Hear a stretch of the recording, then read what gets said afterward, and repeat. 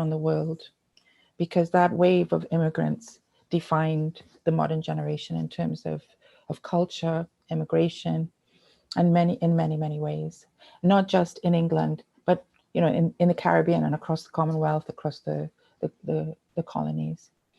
So that's the Windrush Caribbean Film Festival. This event is the second Filmmakers of Colour global event that recognizes that the impacts of immigration for all of us is global. And we believe that we can, in a way, heal the damage that was done to us through colonization, slavery, and ongoing systemic racism by connecting with each other, building relationships with each other, and telling our stories together.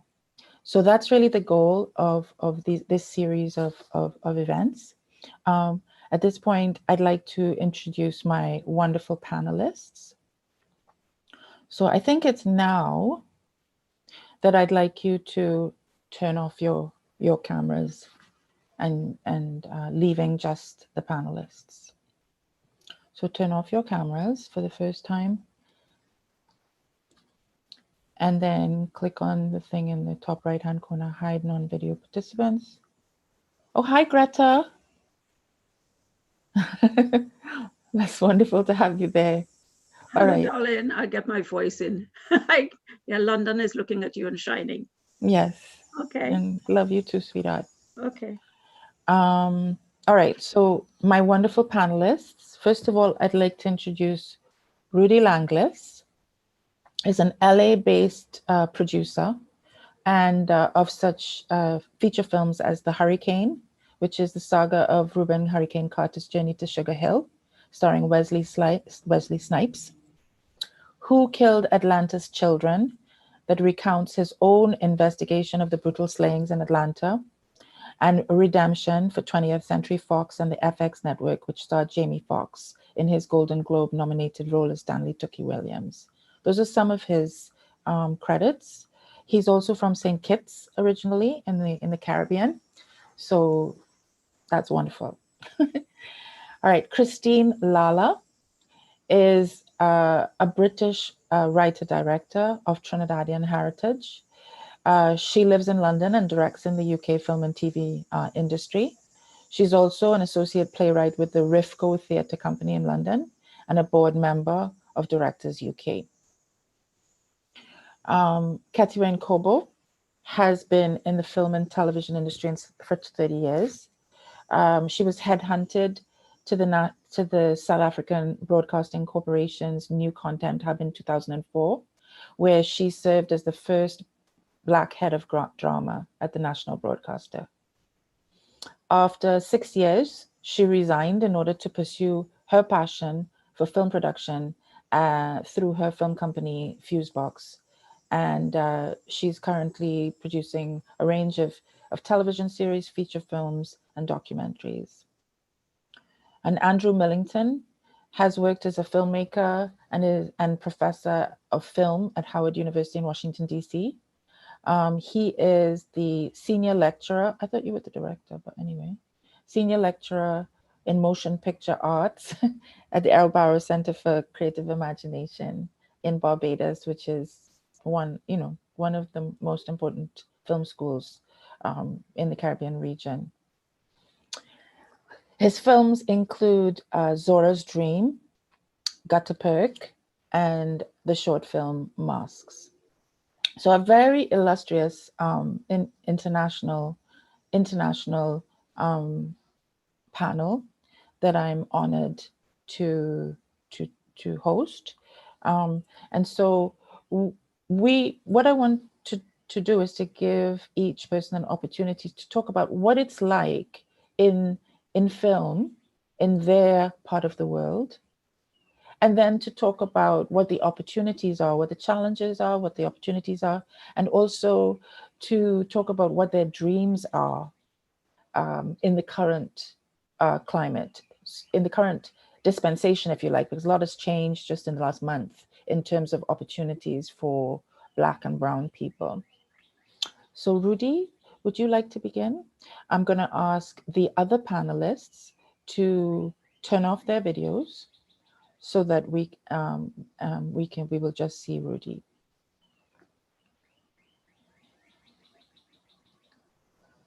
Oh, Rudy, you're on mute.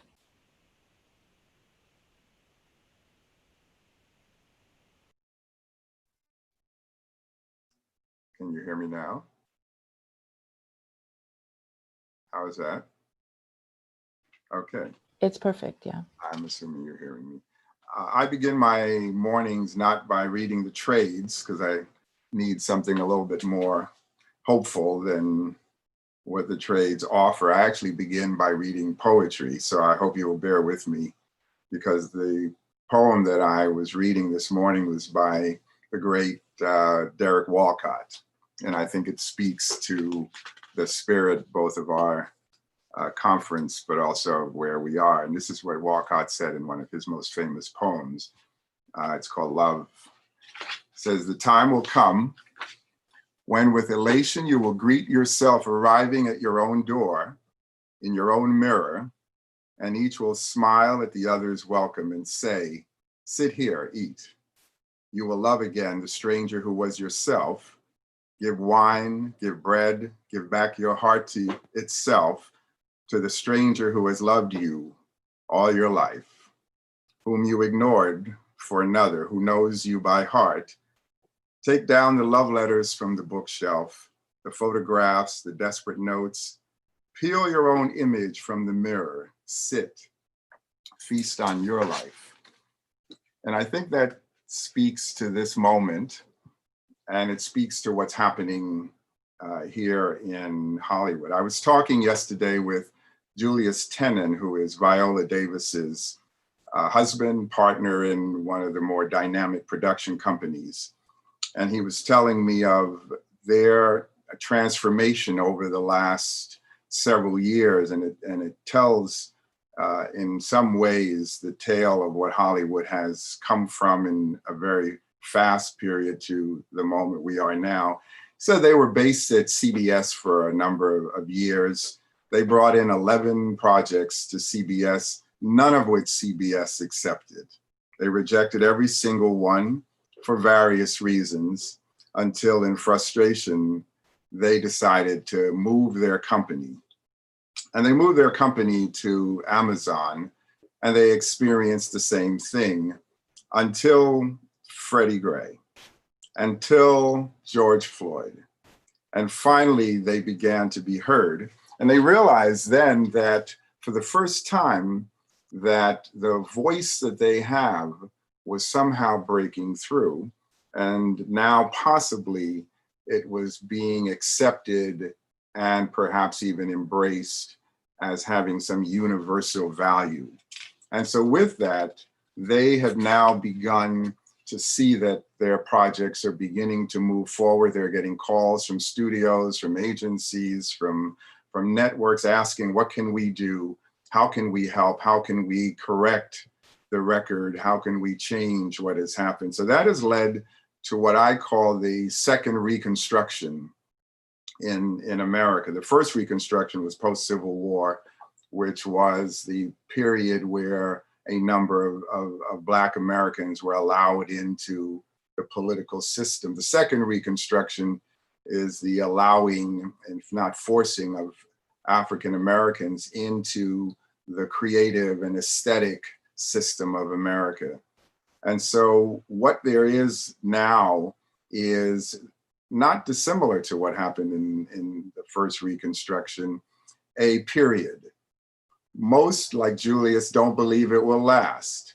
Certainly the intentions of it from the system are not that it should last, but that it should salve their consciences for the time being. But that's not the attitude of filmmakers.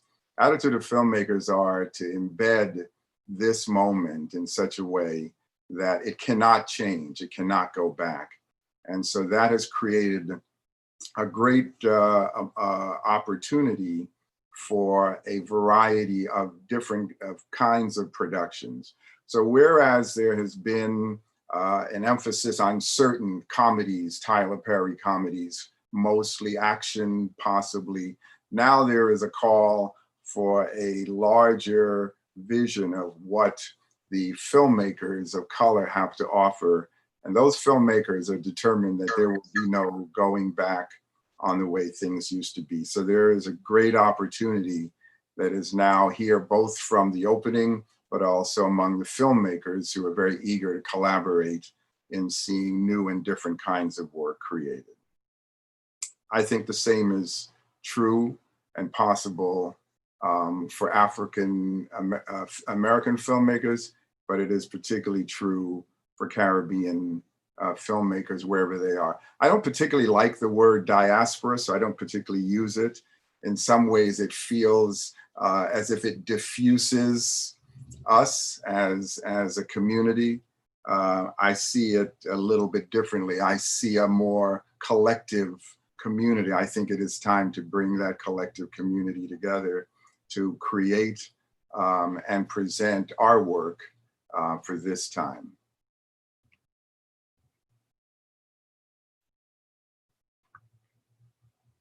Thank you, Rudy. That was so beautiful.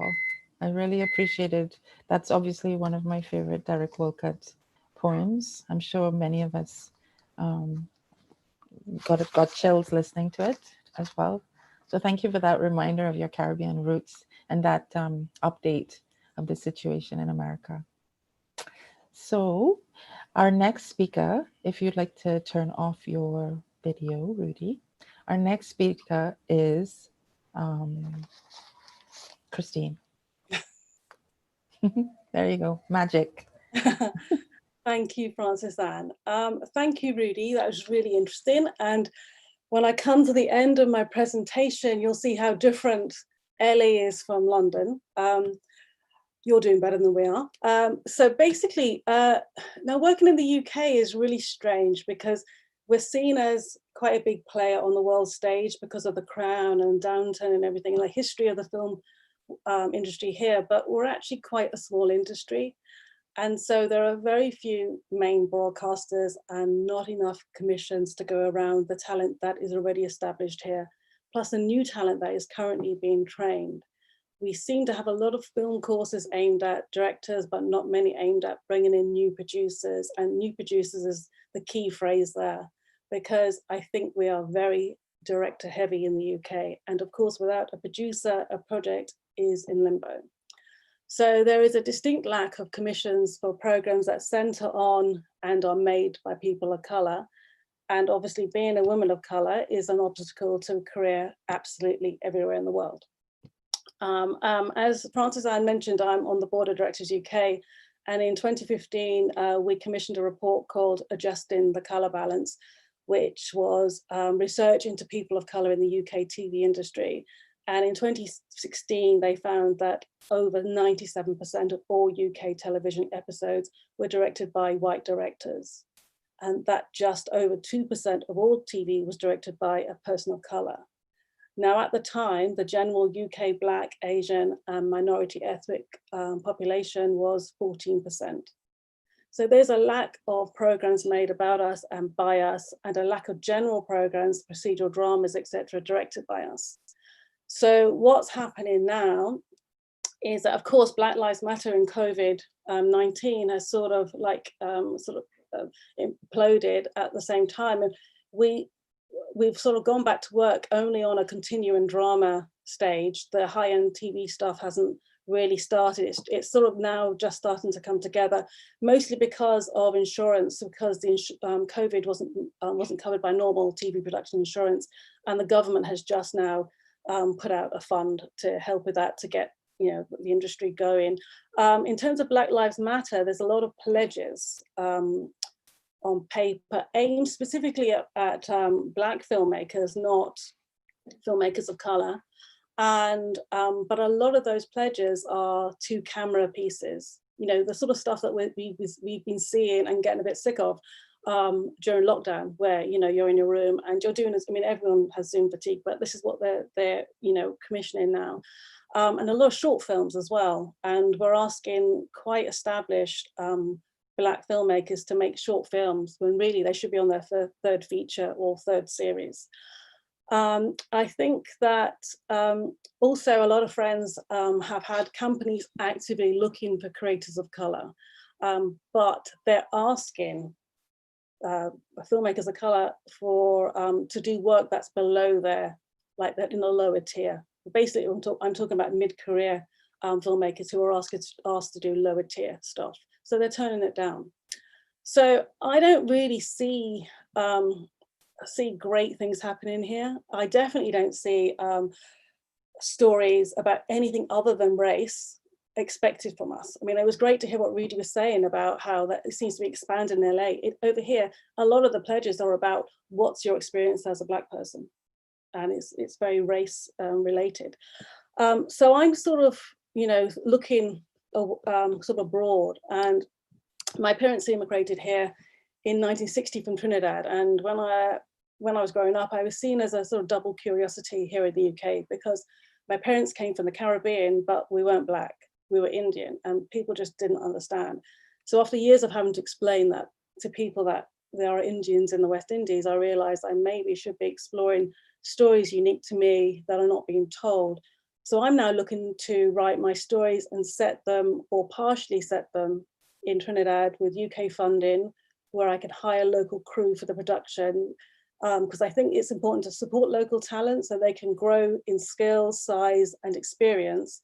And then once UK investment or US investment or Canadian investment in Trinidadian crew helps grow that industry, I think they will eventually be open to partnering and co-funding projects with us all, which can only be a positive thing. I mean, the sort of downside of working abroad, from aside from working here, is obviously potential problems with visas, on the ground connections, you need that. And, you know, again, I brought up to, you know, before, being a woman, I have to think about safety, especially when I'm self-shooting, which I sometimes do in factual. But sort of that's sort of what's happening at the moment on the ground here in London. It's not, I have to say, I'm not full of joy. I'm seeing a lot of talk, and nothing's really happened. I think maybe you should check in with me in 6 months' time to see what's actually happened. But what I would like to happen is for us to be able to tell our stories that are not necessarily linked to race, but just the great narratives. So anyway, thanks, Frances Anne.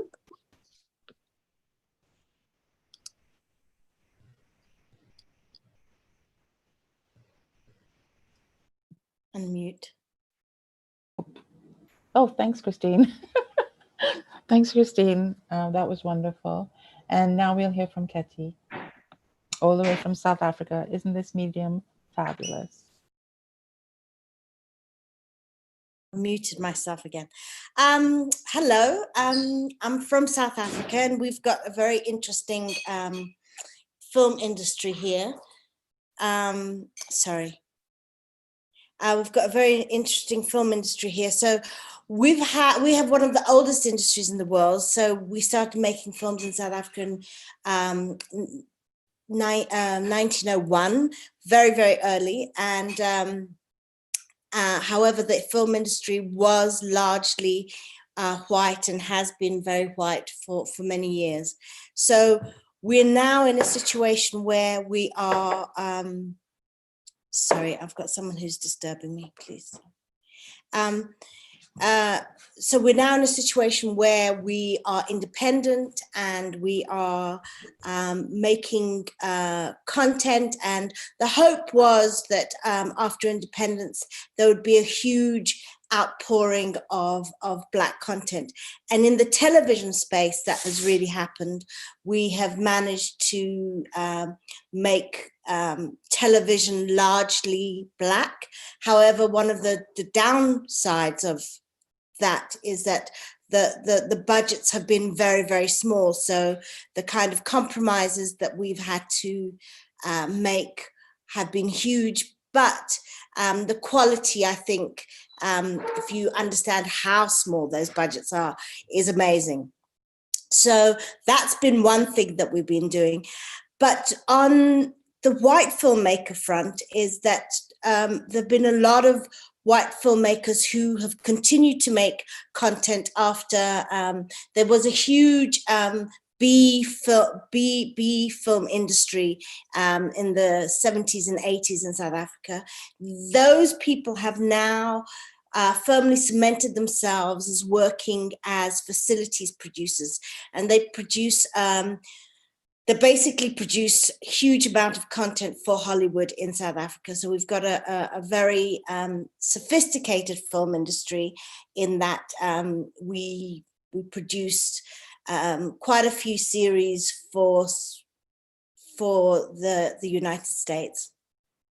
And now we're in a situation where there are questions which has been asked. We've got a rebate. We've got a fantastic rebate which offers up to sort of 35% when you're in a co-production, and that money has largely, when they look at the rebate, 80% of the rebate has gone to large facilities companies who are largely white or have people who are not in the film industry, who are partners, and thus are silent Black partners.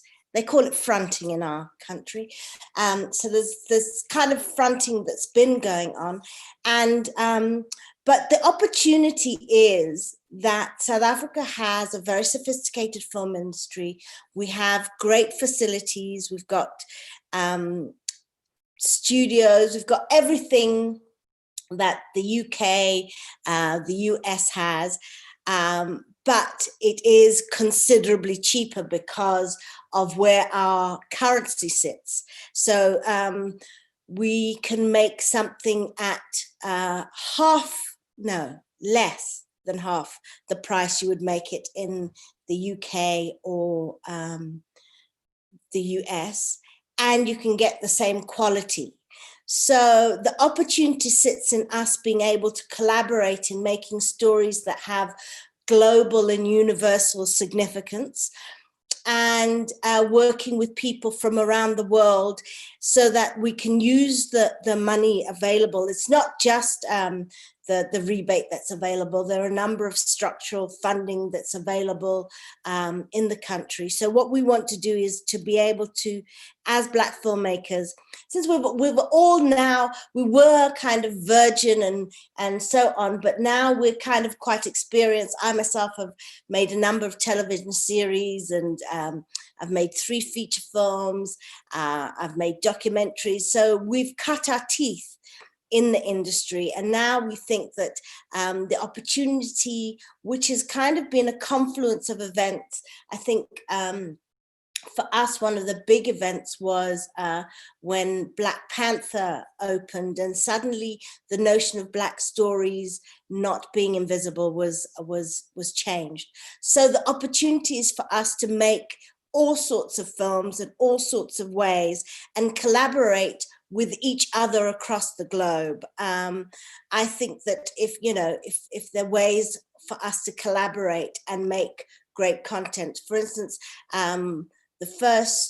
we've had the first 2 Netflix series which were been made.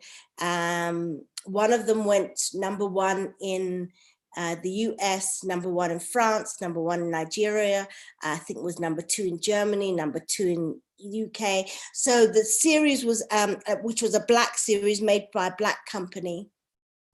So we're able to go across the world. I think that's fine. Thank you. Thanks, Katie. Wonderful. Thank you very much. Okay, so now we'll hear from Andrew in Barbados. You're on mute. I'm sorry. Francis Ann, you're touching too many buttons, but anyway. I understand, I apologize. Thank you, Katwe. Good to see you. I think I want to start with just talking about a Caribbean filmmaker, even chatting with Katwe, meeting her last year. And it fits in, I think, with the idea of the collective identity that is possible, emerging. There is a Pan-Africanist history, but I think when we had our conversations, Ketwe, one of the exciting things I identified with was that you were struggling in or fighting rather, in an industry that had a specific history, that had, you know, an institution that essentially sidelined and in some cases made invisible. Your struggle really has been an inspiration for us in the Caribbean, who essentially, I don't know if we can call it an industry. And the reason I say that, we have a handful of filmmakers who are making films, but we're also fighting with audiences who have and who continue to imbibe a heavy diet of Hollywood film. And what that means is that the very worst of us is perpetuated throughout various communities. And it means that the image of ourselves, essentially, as people of African descent, as Caribbean people, becomes odd.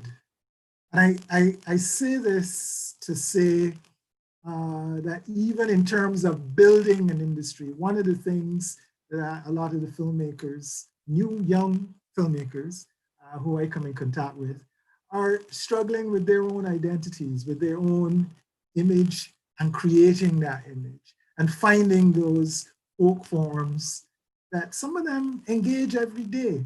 All the amazing characters that you know, take from the earth and build wonderful spaces for themselves that show, in fact, the strength of our inner selves. There are so many untold stories.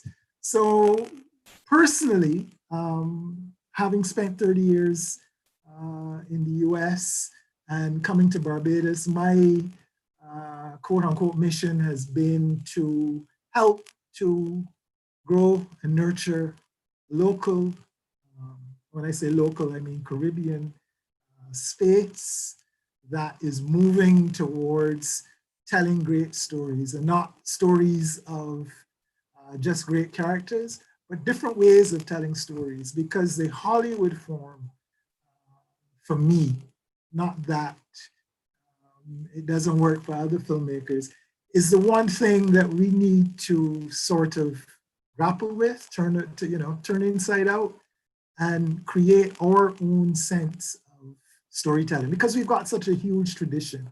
I've been lucky in that at the University of the West Indies, where I teach, and as of Saturday, August 1st, I'm lucky enough to be appointed Deputy Dean of a new faculty of Culture, Creative and Performing Arts.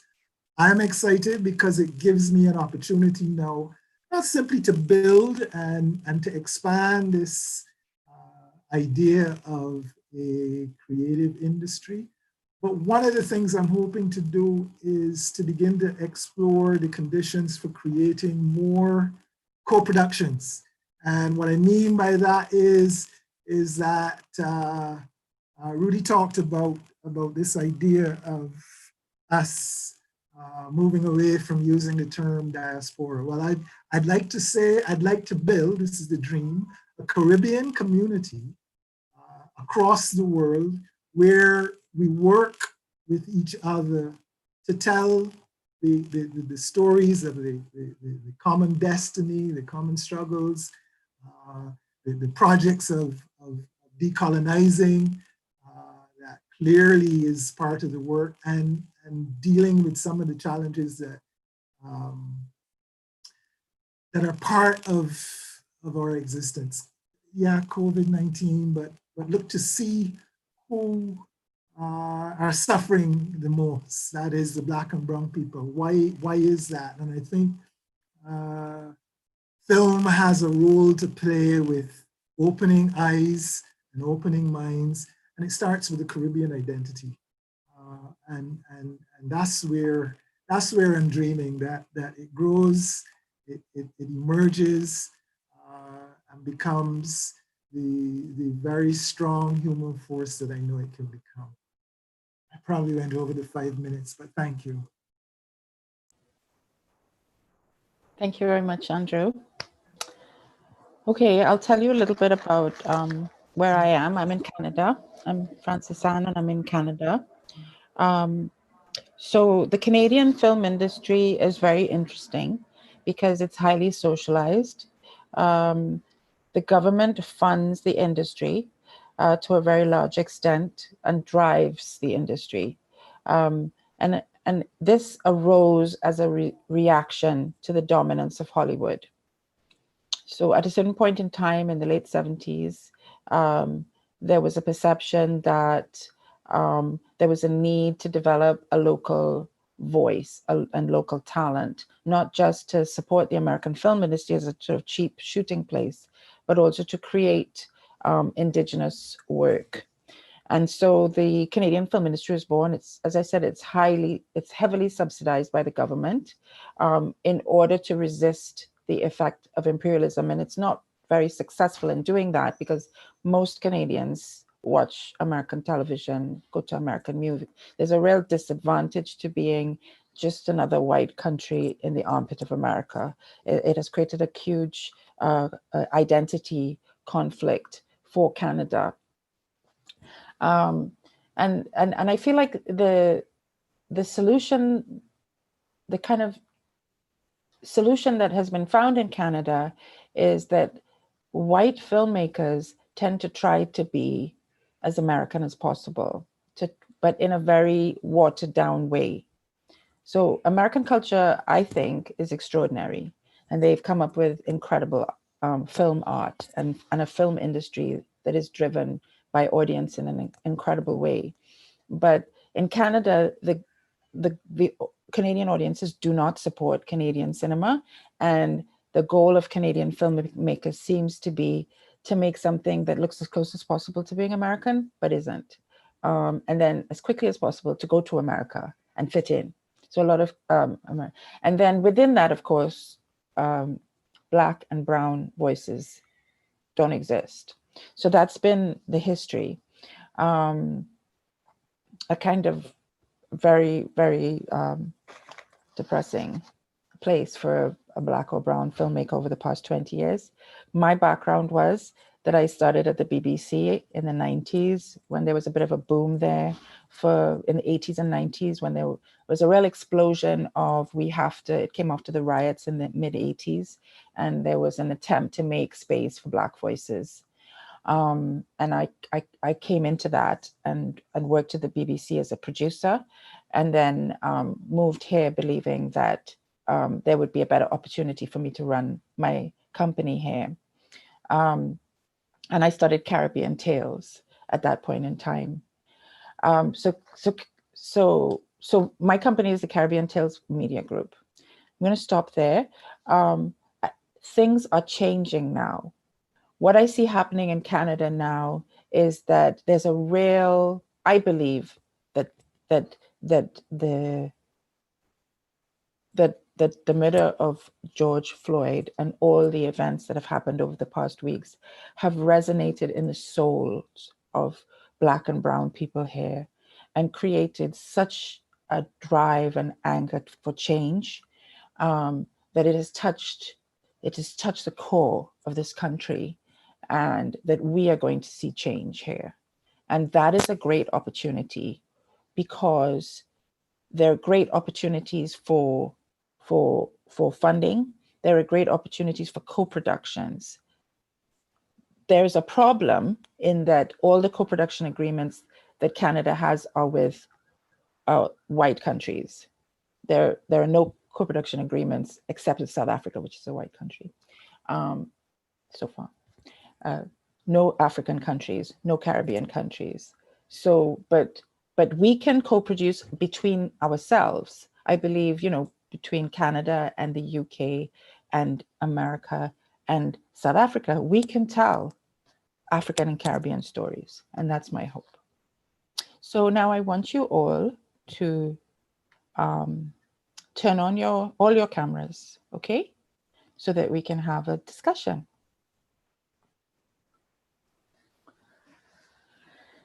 Wonderful. First of all, I really want to thank all my panelists, my wonderful panelists. Doesn't it give you a picture of possibilities and opportunities?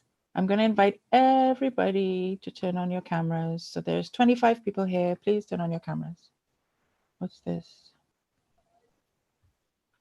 Yes.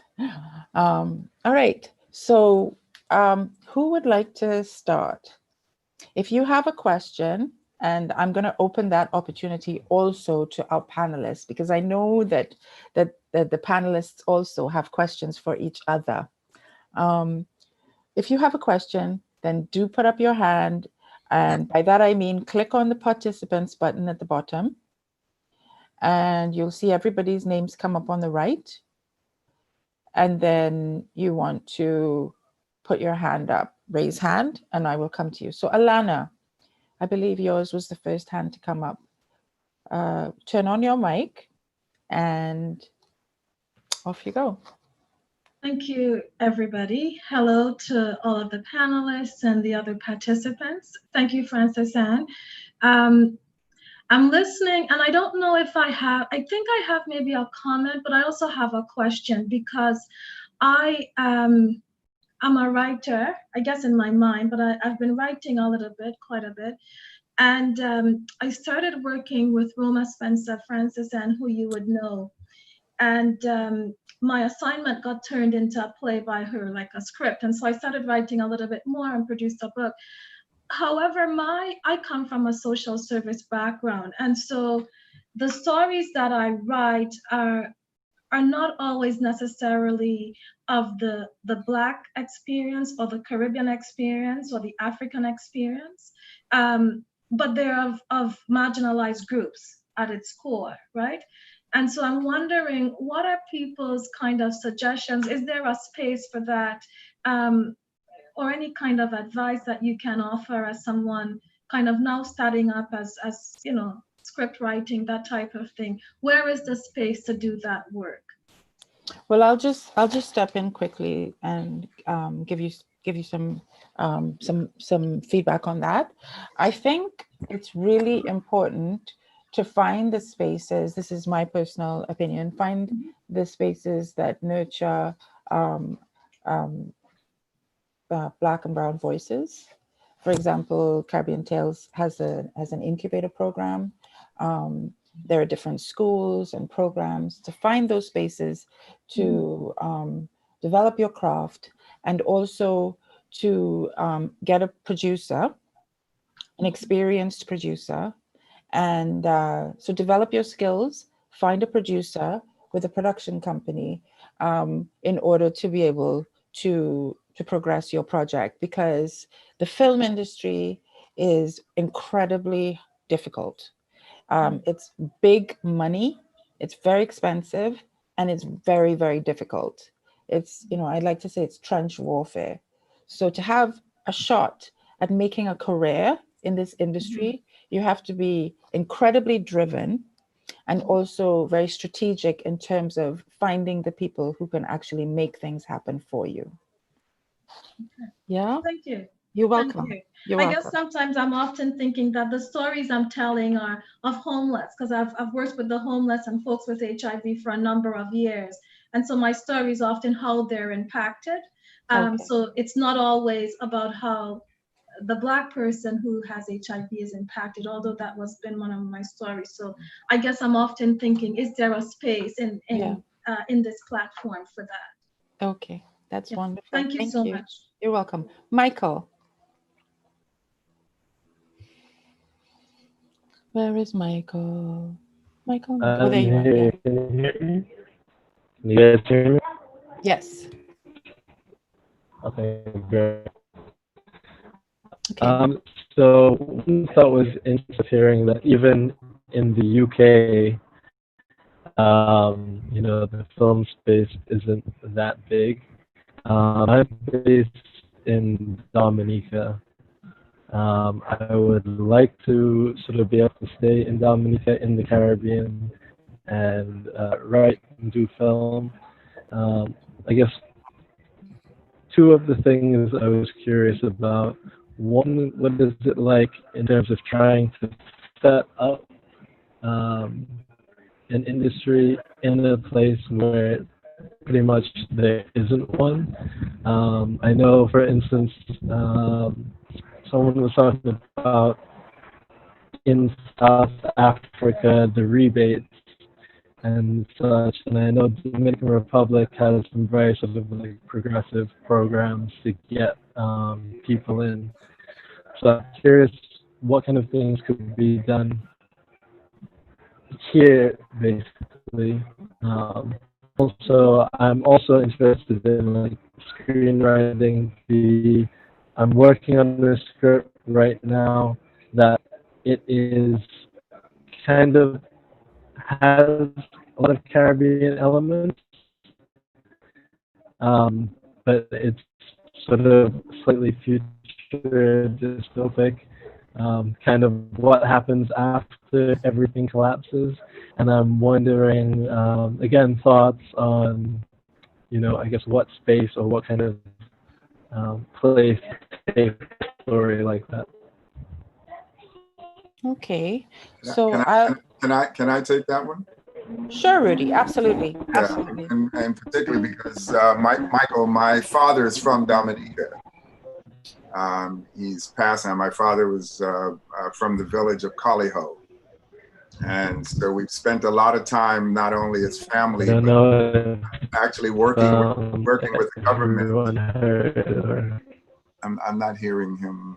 Michael, can you turn off your mic? Yeah, turn off your mic so that Rudy can answer the question. Yeah. So we spent a lot of time in Dominica at the invitation of the government. The head of tourism invited us. And the reason they invited us was because Pirates of the Caribbean had shot in Dominica and had left a lot of money in Dominica. So there was a great interest in bringing back big Hollywood filmmaking to bring that kind of economic infusion.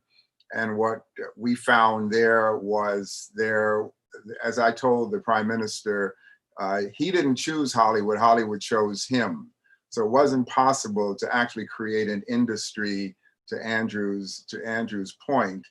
But what we also found is that there were some wonderful writers there. There was a writer who had actually written a book that was a story that I had been pursuing almost all my life, and from the time I was a boy in St. Kitts, and it ended in Massac. And I could never figure out what that story was about. I had family that lived in the Carib territory. My father was a Carib Indian. And so the family's roots were in St. Kitts, the British side, the Carib side.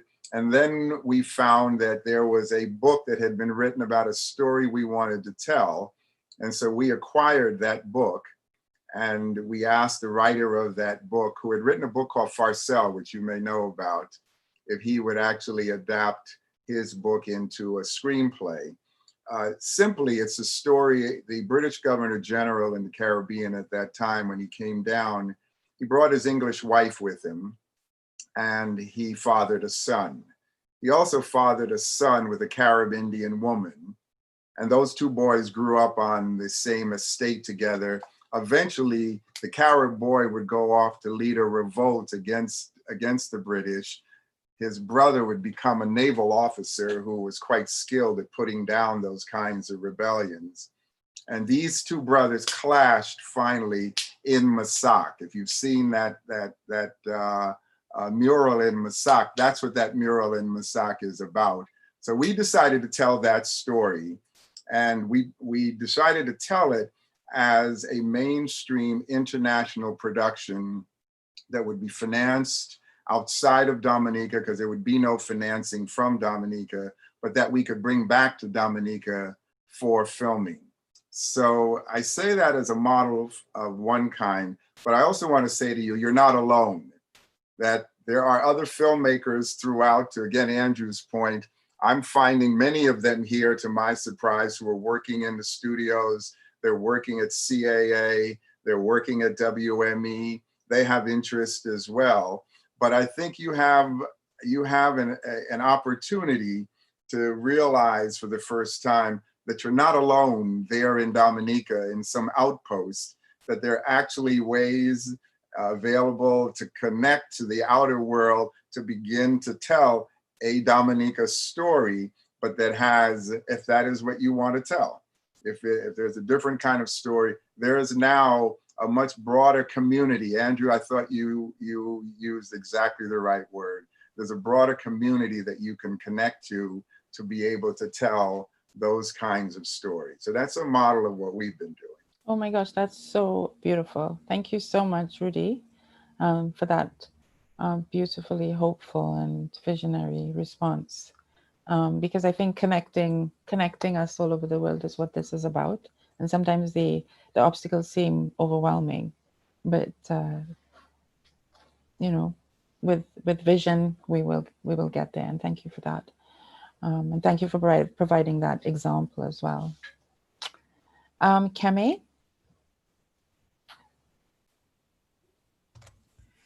Hi guys.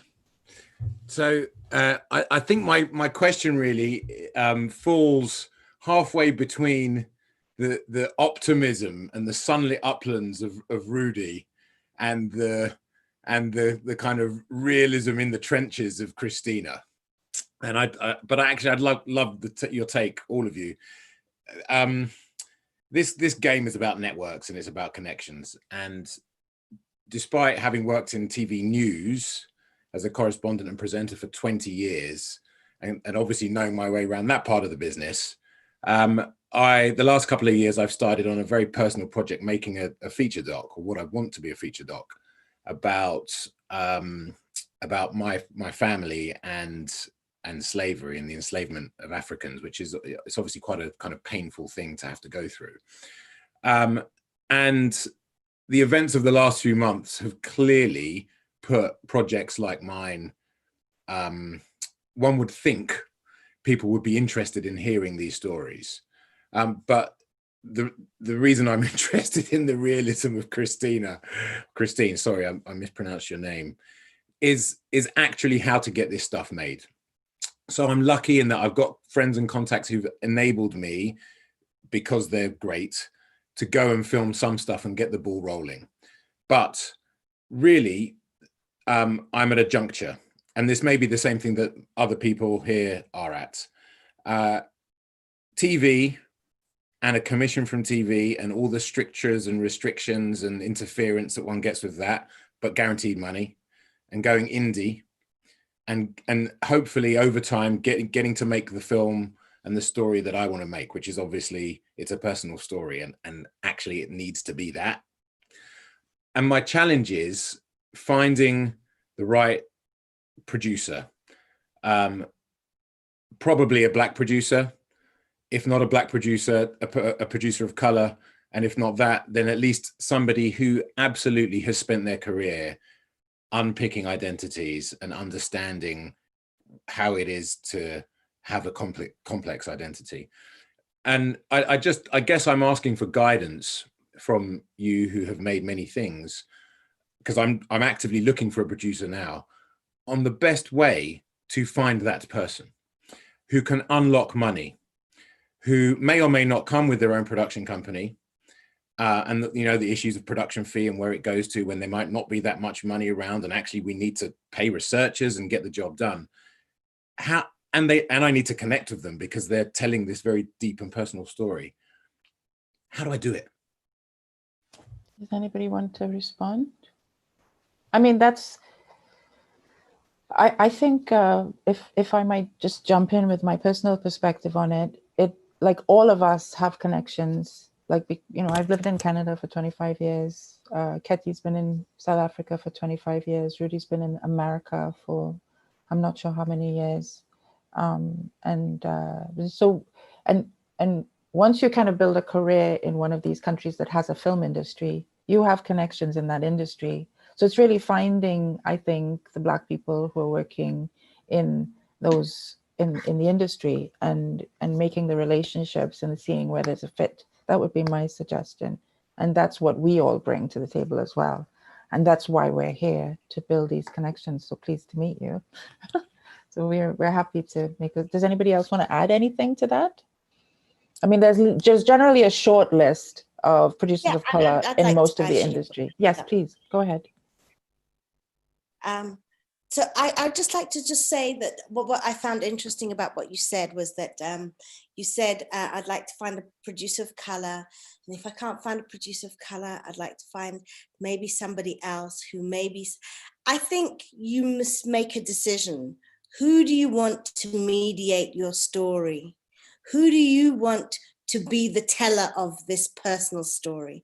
And I think that really, if it is about slavery, I don't think you should be asking somebody who doesn't necessarily have, as it's a personal story and it's got all this, it's got a lot of weight from what I'm hearing of about the past. So I think that you should really make a decision to find a Black producer for your film. Now, if that Black producer hasn't necessarily made a huge amount of stuff, it doesn't necessarily mean that they can't help you make this stuff and get connections to find the money to make it. So that was my big takeout, is that you were moving back from your first position very fast in the conversation. That's wonderful. Yeah, find a Black producer in any of I our would countries. stay in your first position, and and we are here to help you. This is what we're doing here. Christine was going to respond, I think. Okay, Christine. Mute. You're on mute. You're mute. Kemi, you're based in the UK, am I right? Yeah, I'm in London. Right. So because, I mean, like I talked about the pledges that just about everyone in the UK industry have put forward, but one of the things that has been put forward, which is something I think is quite interesting, is that, because I think there's a lot of money being thrown around, big numbers, 100 million, et cetera, but we won't get our stories told until, I mean, we may get a few short films and then it will stop. The money needs to go through to companies that have Black and brown production people at the head of commissioning. So not to the usual suspects who don't have a history of making films with Black and brown narratives or with creatives, but new companies who actually have people who will actually then create an industry for us. So there is actually Channel 4 have got a new initiative where they're working solely with, I hate the term BAME, but that's what it is, production companies. So, but it's unscripted, but I think that if you got in contact with them, then you could at least find out who these companies were, and then I would approach them, because they will have money coming to them. Your project sounds fascinating, and it's a good place to start. And you will find a Black producer there, I'm sure. It's whether or not you get the right fit, because that's what it is. But that is the problem with the UK. There are not enough good producers at the level who are seen as a safe pair of hands to make a film like yours or a series like yours. And that's the problem that we have in the UK. But if you contact me, I've put my email address in there, contact me, Kemi, and I'll see if I can get you some names.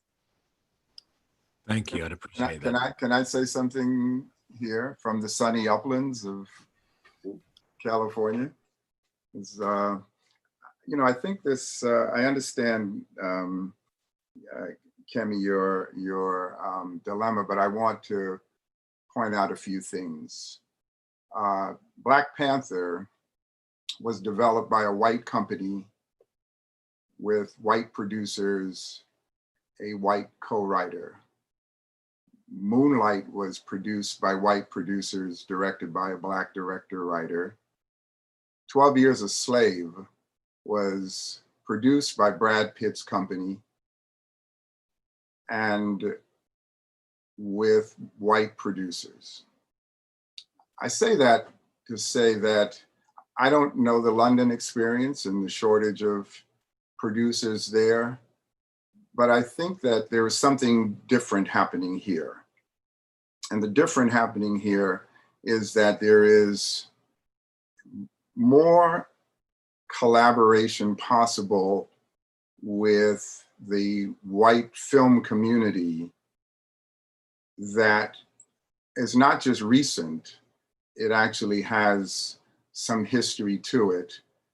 And I think that for the purposes of telling your story, there's an expression we have here called go in the direction the horse is leading you.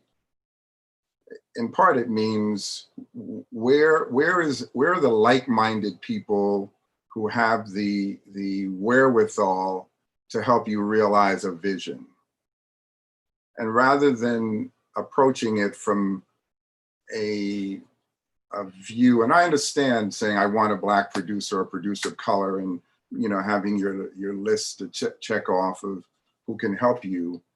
But I think to approach it, at least here, again, I'm only speaking of the uplands view of things, but I think that it's a different experience here.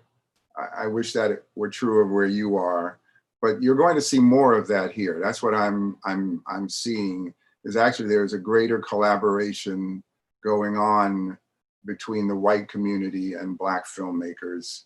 And it has been going on for a number of years now, certainly 5 or more going on. So yeah, I look at it a little bit differently. I look at it in terms of who's like-minded, who shares my spirit, who understands the direction that we're taking the story in, and who is right to join the mission of telling this story.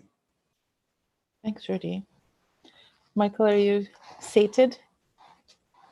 Kemi, sorry, are you sated? Satisfied?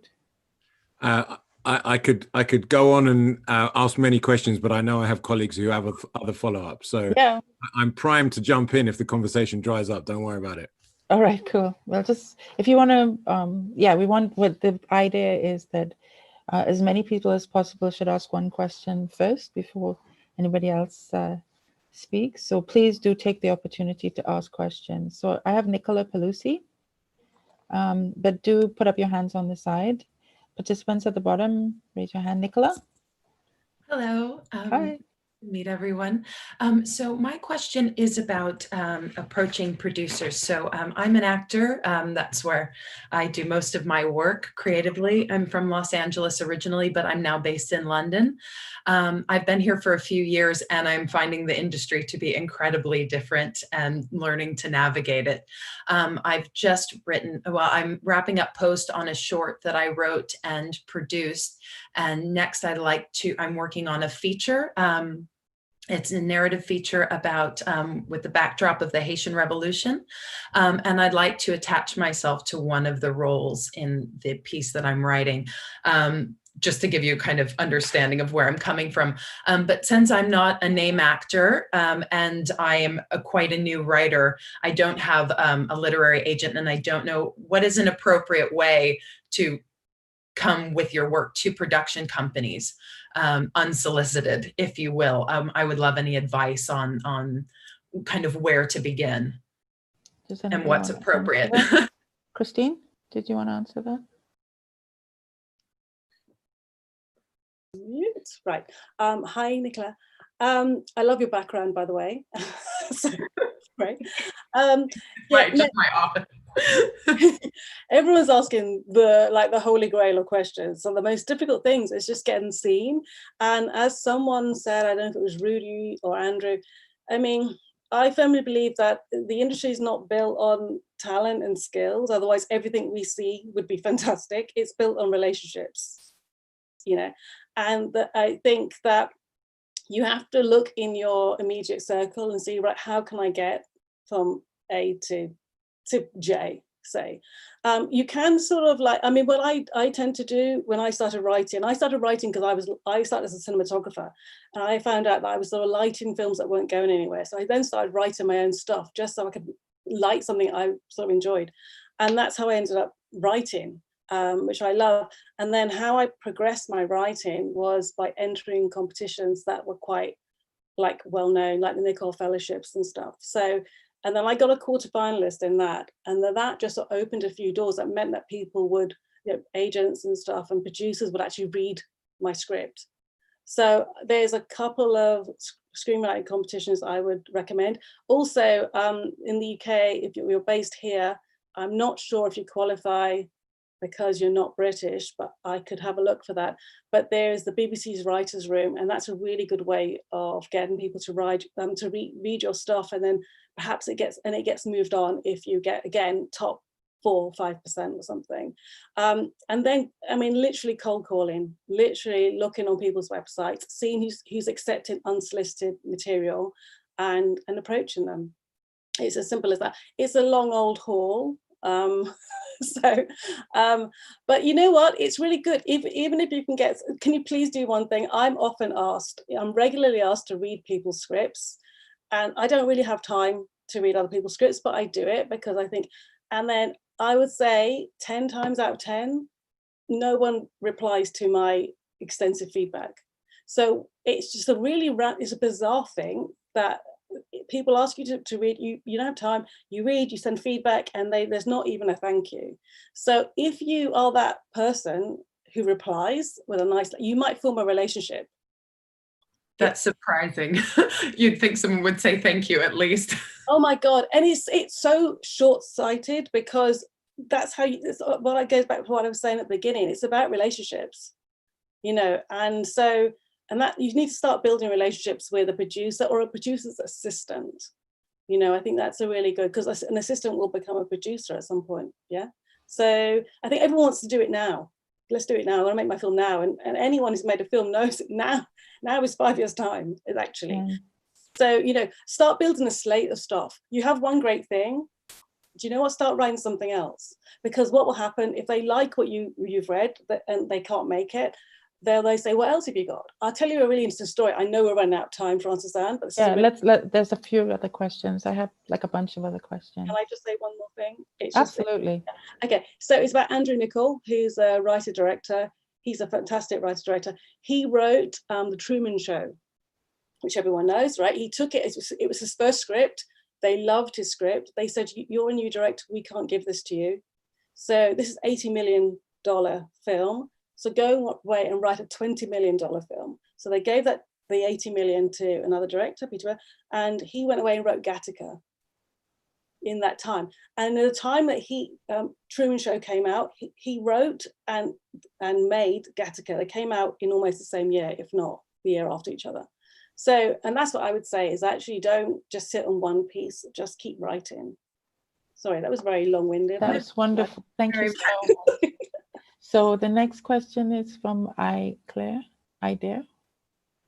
Is it, who's Idea? No, ID. Is it me? Yes, it is. Where did Yvonne go? Yvonne turned off her camera. Come back, Yvonne. Anyway. All right, Idea. What is your name? Sorry, Ida? Ida. Ida Doss? Yes. Oh, hi, Ida. How are you? Hi, Frances. It's wonderful to see you. Thank you. The same. Hi, everyone. Hello. So I'm pitching in here from the Netherlands. Yes. And I'm born in Suriname, and I worked in Aruba, so I'm basically a Dutch Caribbean person working in the Netherlands. I just wanted to share one of my main experience in making a Caribbean film, and that is the documentary that I did on Derek Walcott. And I thought it would be nice to share it because it came to my mind after I heard Kimi asked a question about where to find the proper producer. I started to pitch this idea of making a film on Derek Walcott with different producers and different broadcasters in the Netherlands, and nobody was interested in it. And there was only one producer who told me that I'm interested in producing it, but I wanted to direct it too. And then I said, no, that's not my question. I wanted. So long story short, I started to produce it myself. And I cooperated with my colleague in Aruba, who has her own production company. And, because basically we really wanted to do it, and we did it with a very, very small budget. We traveled to St. Lucia, and we did the film.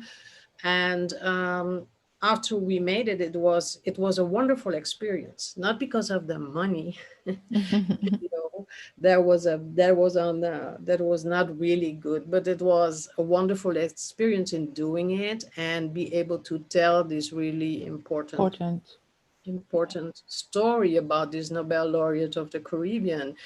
And well, bottom line, I would just encourage you to tell your story and to not be overwhelmed by all the problems that you have, because filmmaking is difficult, you know. It's really it's a struggle, it's overwhelming with frustrations, etc., etc. But what I hear, and especially if you want to make a personal story about slavery and well, in the space that we are in the whole world now with the Black Matters movement, etc. I think it's very, very important that we from the Caribbean, we contribute to that discussion from our own perspectives.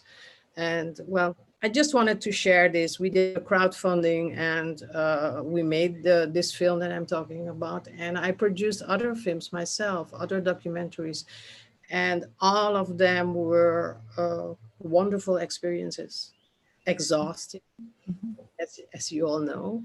Absolutely. It was wonderful and fulfilling. Thank you. Thank you, Ida.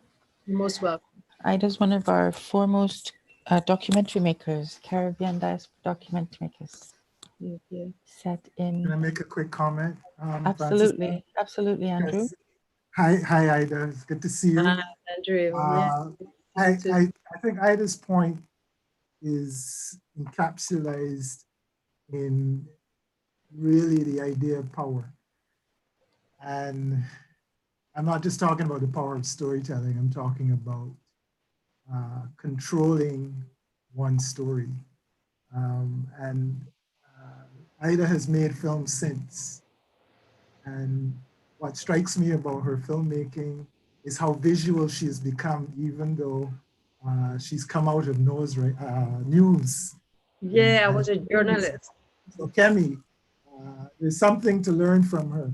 But the point I want to get to is one has to have a very strong self-awareness to even understand when compromise cannot be made with stories, especially personal stories. I'm not saying don't go for the 80 million if that's what you want to do. But I think that a lot of the times our films are shortchanged in terms of the message. It becomes something else if we are not clear on who the relationships we are building with and what it is that ideally we want to say. There's an integrity issue that comes into play that we have to look at seriously. When I look at Frances Anne, for example, Frances Anne goes in with guns blazing and you better not get in her way. And that's one of the things I love about her, because she's not only sure about the story she wants to tell, she is going to the ends to get it done. And sometimes you need that. You need that independent spirit. Maybe I'm really advocating for an independent industry, but I know the films that really grab me and knock me out are those films that have that personal touch and which don't waylay that issue of power. Thank you, Andrew. I mean, I think that's why we set up, that's why we've created this forum, right? Because of the intersection, I think, between content and creative control and money, that by creating these connections with each other internationally and between each other's resources, building relationships with each other's and relationships between our resources, that we can increase our capacity to have money, because there is, and to tell our stories on our own terms, rather than making those compromises. Because I mean, yeah, okay, we love making, we will make the films on a shoestring. Yeah, we'll do it. But it would be nice to have a budget too. And it's time, it's time. It's time for us to be able to tell our stories at the level that they deserve to be told at. And so the opportunity really is to connect with each other and make relationships with each other. I think that's exactly what we're saying here and why we're here. So does anybody else have a question? It's 3:18. We're going to wind this up by 3:30. So if anybody else wants to contribute to the conversation, please do put up your hand. I see some amazing people in this forum, so please jump in. Otherwise, I'll hand it over to Kemi.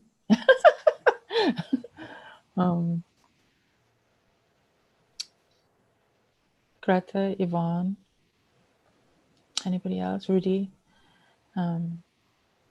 Sorry, Francis, and I just had a quick question.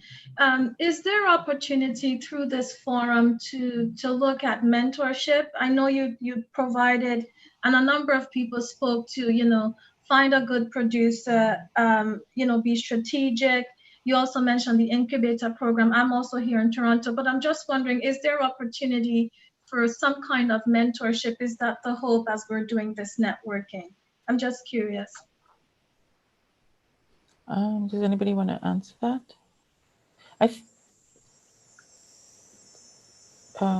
What would I say that? Yep. I can just add to that a little bit in the sense that I'm from India, I'm from Bombay, and there used to be a platform called Prime Exchange, which would encourage films which had a European angle and an Indian angle. And a couple of projects were selected there. And the mentorship element that she's talking about, they would provide us with, 2 or 3 3-day camps, and they would provide us with lots of consultants. So there would be casting consultant, there would be funding consultant, there would be legal consultant, there would be script writing consultant, and in fact, like one of them were from London. So and it would help the project so much, that those 6 days of conversation spread over 6 months. I think it really, so the mentorship that she's talking about, it's not just about how to do a film, what to do, but it just opens up the whole world. And I think the possibilities grow up. Like, I mean, I'm seeing on the chat, there are mentions of funds and, writing competitions and things like that. There are so many things around available that we actually don't know even 1/100th of it, really. I mean, in spite of going to Cannes, Berlin, Toronto, year after year, you are still missing out on 150 solid things that can help your project at any point of time.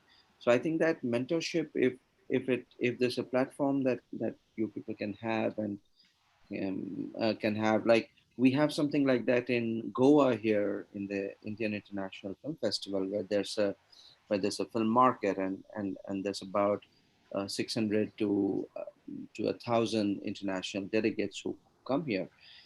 And there are projects that get developed. There are writers mentorship. There are producers mentors. There are direction mentors. I think it's a very good idea to have what Elena just mentioned. That it just gives a body to your project and a direction. It's what I call velocity. It just what I'd say is that we have a mentorship program, which is called the Caribbean Tales Incubator Program. Creators of Colour, we've changed the name now to the Creators of Colour Incubator Program. It's been running for 11 years, and it focuses on script, editorial, funding, and marketing. It's a 2-month program led by Creators of Colour. Many of the people here, Andrew has led it for the past 2 years. Ketiwe has been a mentor. I want to stress that as Creators of Colour, I founded that program, and I think we've all been involved in doing our, I'm just going to be absolutely honest here. We've all been involved in doing our bit to build the capacity of young producers, of the film industry as a whole, to affect government policy, to try to change the world so that there's no systemic racism, so that the effects of colonization don't impact us. And, you know, we do that with zero resource as filmmakers of color. Like I have sustained the incubator for the past 11 years with almost no funding because of my commitment to provide support and mentorship to up and coming producers and filmmakers. And it's broken my soul. I have nothing left to give in that respect. I have now to look at a more positive way of seeing the world. And I hope that I find one, because one person, one individual, one person of color cannot change the history of colonization and oppression that we are stuck in. We have to understand what we are all going through and work together as human beings, as empathetically, to move together the world. So yes, there are mentorship opportunities. A quick Google will provide you with many. We have several. Even this year, we are recruiting now for our incubator program, which is for Canadian women of color. So, but I wanted to put it in that context. All right, so 3:24. Thank you. You're welcome. Thank you very much. Yes, so Charmaine, hi. Hi. Hi everyone. Charmaine, I'm from. No, who's speaking? Somebody. It's me, it's Katie. I just wanted to quickly add is that the incubator is very good. She might say so herself. She was one of the lead mentors last year. Yes, it's quite wonderful. Thank you. Thank you, Katie, for that endorsement. Charmaine? Yeah, okay. I'm based in Scotland, Trinidadian. I'm from Trinidad, as you could obviously hear. And Francis, I want to say that I understand how you can feel, but the movie Hero inspired us. It inspired us to co-fund Women of Colour Scotland, where we want to try to do our part in fighting and dismantling racism and the effects of colonialism and all the isms that come with it. The work that we did last year has been so inspirational to all of us. And, you know, we are still here one year later. So, you know, I think, and it has opened my eyes to that Caribbean story. I knew part of it, but I never knew that whole story. And it has opened the networks. It has opened the work that I'm doing with the union. And it's really organizing groups of people, communities of people to make a change. And I wanted to share something. Last year when we were involved in Hero, I was sharing the story with my co-workers, and I was also involved in Show Racism, the Red Card. And I had it on my desk, and people kept walking in the office. Of course, I work in a very white space in Scotland, and they would kind of look at me like, what are you on about? And 1 year later, one of my work colleagues, she sent a note apologizing for her lack of making, for being so neutral when I was sharing stories, and for not even participating or even making an effort to come to see the movie. And because of the Black Lives Matter movement, she said, you know, it really, as she said, it touched her heart, and she realized that her eyes were closed, and she chose to ignore things that were going on around, and she wanted to become more involved. And so I just wanted to share that, because movie making and filmmaking is a way of sharing our stories and connecting people. Thank you. Thank you so much, Charmaine. Really important. And I think that that's an incredibly positive note to end the discussion on. I'm just going to ask my colleagues for a final, if they have a final word to say. Rudy, Christine, Katie, Andrew, would you like to give us some final thoughts? Just a couple lines. We literally have 3 minutes before we end. Rudy? Your mic is off. see that. I am, there's a description for as what a producer does. And that description is this, that a movie is a body that's always trying to die. And it is the producer's job to every day blow life into it. So to the point about how difficult it is exceedingly difficult, but I today was inspired by connections that I've seen. Mangalisa, I would love to talk to you about what we're thinking about doing in South Africa. Andrew, any day. Christine, I hope we get a chance to talk again, because there are things that we're hoping to do in London that I think you might find interesting. To the young brother from Dominica, you have a brother in Los Angeles, and please reach out. I think this is an example of what's possible if we think in terms of community and how to connect us in our disparate places. We're not as far apart as we are. I think this has been, for me anyway, both example of what's possible, but it's also very practical connections that have been made, and we should continue to do this. Yes, absolutely. Thank you so much for your beautiful soul. Christine? Yeah, thank you. As everyone was talking, what it occurred to me, every networking event I've ever been to is like what I was saying in my presentation about being so very director heavy.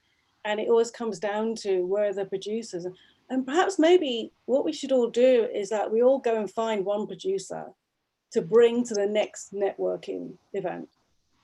And that way, even if it's not a producer you're going to be working with, someone, because that producer could be working with one of us. And then that's how we grow our network. That's how we start making our films.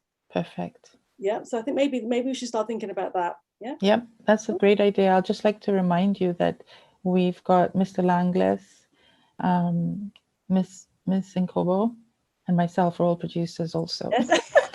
Like our film. Okay. All right, but yeah, that's a great idea. We should bring more producers to the table, maybe. I don't know, maybe not. Okay, Katie. You're on mute. I'm on mute. First of all, I'm Katie, where my son's Mangalisa, it was his graduation and we were online. And so I had to put my mother, and I can't get it off because I'm technically challenged sometimes. Anyway, so I'd just like to say to all aspiring filmmakers that as storytellers, your stories are possible. As people who want to communicate with the world, what you want to do is possible. You have to find the means and I think the connections and the ways of finding people, but your stories can be told. They can be told in a very small way or in a very big way or somewhere in between, but they can definitely be told. So don't get put off telling your story. I'm making a personal film at the moment about my mother and my son. And I've been trying to make this for 20 years, people. And it's been a very difficult journey for me as a filmmaker I kept trying to give it away and the universe didn't want me to give it away. So I'm ended up being the director now. But it's an important thing to do is to make your film, is to tell your story and to get your voice out there. And there are powers that be all around the universe. But what's happened is the universe has opened up. The internet is there. There are platforms, there are more people, there are more places to go and make your story. So don't feel intimidated, start. That's all I have to say. Wonderful, thank you, Katie. Andrew, we're actually over now, 3:32. So brevity is the soul of wit. Yeah, we need producers. And I'm not going to suggest that there'll be the kind of kamikaze producers who, but we've got to dream big to tell our stories. And I think ideally, we've we've got to grow with our stories, face the problem of storytelling, the distribution problem. And we've got to determine that we're going to find solutions. We're going to resolve some of the issues and not have a fear of failing. Great, thank you. And I'll just end by saying that our stories matter and there are opportunities for things to get made. And now more than ever. And this network is meant to be the beginning of a journey of connection and building. And as Charmaine said, you know, we worked together on distributing my film last year. These connections change lives and they actually create concrete outputs. And we can actually, wonderful things are going to come out of these meetings, you'll see. So have a wonderful afternoon and thank you for attending. And we'll talk to you again. Bye. Bye. Thank you so much. Bye. Nice to meet everyone. Yes, lovely to meet everybody. Thank you. Nice to meet everyone. Take care. Goodbye. Bye. Bye.